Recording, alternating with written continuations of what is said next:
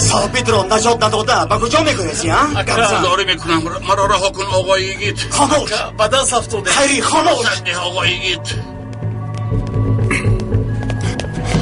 یگیت تو در اینجا چیکار میکنی؟ ای وا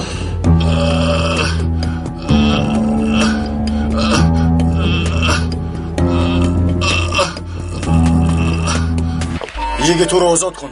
ببخشید اما آزادش نمی کنم. او به من در کار است. با تو گفتم که آزادش کن. تو حق نداری که شخصی آزاد رو تهدید کنی. سرت رو در بالا نمونده او را آزاد کن. علاوه بر این او اکنون دستگیر شده است. من کسی رو زیر تهدید قرار ندادم سردارم. این پلید به من لازم است. میفهمید؟ بعد چیکاری که با من و او کردن خواهید کردن گیرید. اما حالا باشد این بی‌شرف رو با شما نمیدیم سردارم نمیدیم.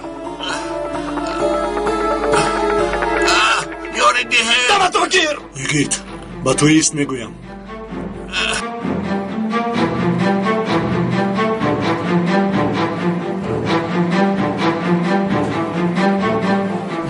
سردارم شما خطا فکر میکنید.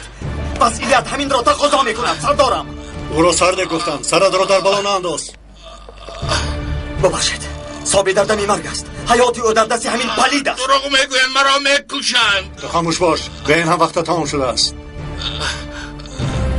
طاقتم رو تاق کرده ایستاده یگیت. گوش کنید. بعد آن که صابی را نجات دهد هر کاری که میخواهید کردن گیرید. برای من فرق نداره سردارم.